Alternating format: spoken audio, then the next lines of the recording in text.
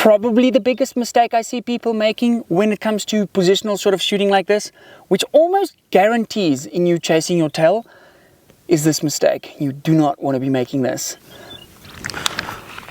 When it comes to using a front support bag when shooting off obstacles, a lot of guys seem to overcomplicate this. My goal of this video is to give you a simple guide to how to use your front support bag to get the most stability and performance out of your rifle without overcomplicating things. It's actually really simple. So without further ado, got a target at 450 meters. I haven't shot a single round for the day.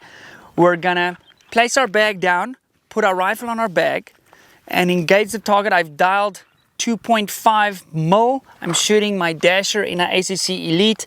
I'm going to place my bag down, we'll see how it goes, and then I'm going to show you guys some of the finer things as to how you want to be using your front support bag. Right, 3, 2, 1, beep! Right on, find our target here.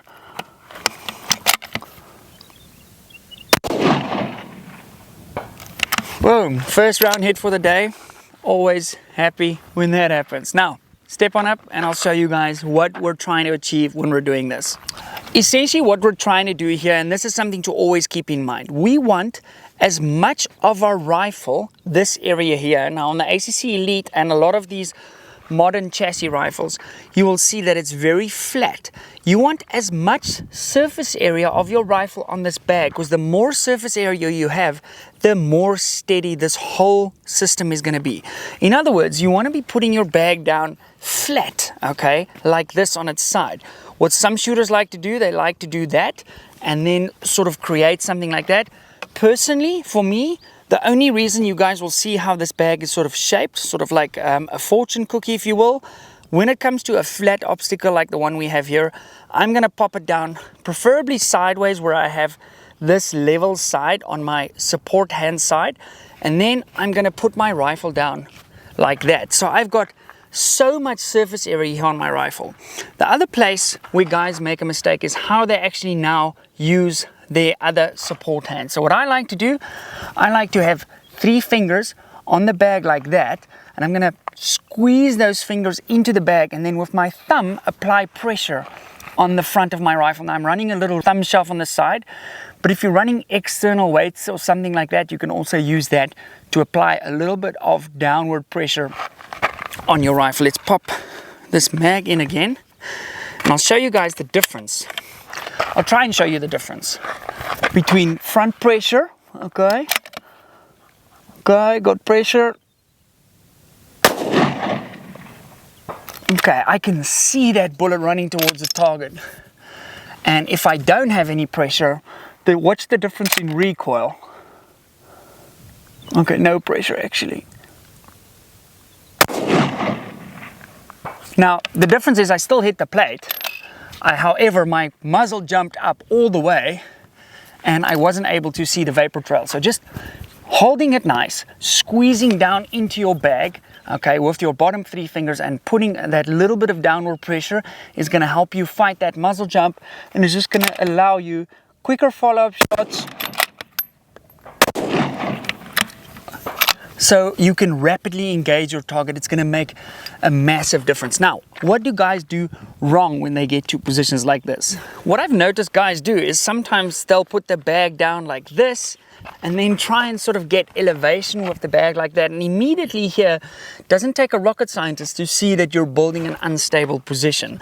What I've also seen is they put the bag down and they'll just go over the corner like this. So even though this will be stable enough to hit this target, this is a very stable prop. As soon as this thing is unstable, you're gonna massively compromise your ability to manage recoil. Just look at how flimsy the rifle is. So always be conscious of how you place the bag down. What you could also do to settle your bag a little bit is give it a little bit of a love tap. And you'll see me at matches when I'm shooting and I'm building a position, if my bag on a tank trap or something like that is not perfect, I'll actually take the time, lift up my bag, reset that bag to make sure that I'm building the best possible position. Because otherwise, you know, if you're rushing through a stage, especially with a bag that's badly placed, you could potentially miss shots that are banker points. So always make sure Get your bag nice and solid. Settle that rifle in. You can also give it a little bit of a shake like this before you take your position. Now, from a positional point of view, when I'm shooting this, I obviously want my hips square towards the target. I'll show you guys an angle of what this looks like from the back. Square behind my target, get in. That hand's gonna drive forward like that. Grip bottom 3 fingers again and put that downward pressure. And as I mentioned, if you're running external weights or even on the side of your chassis, gives you that nice ability to just drive the front of your rifle a little bit more. So the same thing applies when we're doing these lower positions.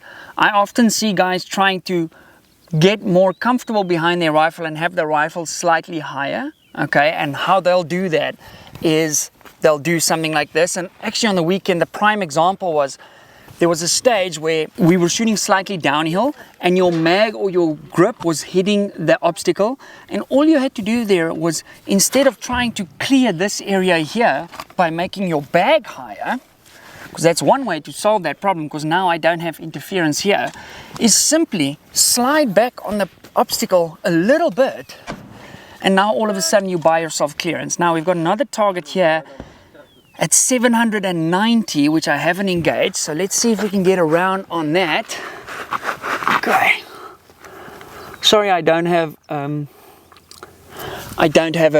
target cam for you guys, but what I'm trying to do here again, try and get nice and low. I'm going to use this elbow on the outside of my knee like this, and it's just going to give me another point of contact, which will make this position very, very stable. What you cannot see, or I can't see if you guys can see that, I'm actually sitting on this bottom foot of mine.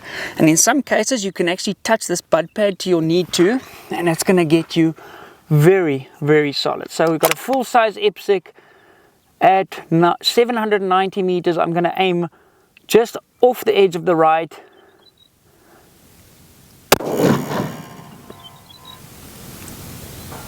Boom. That's cool. I didn't see where I hit it. That was over the top.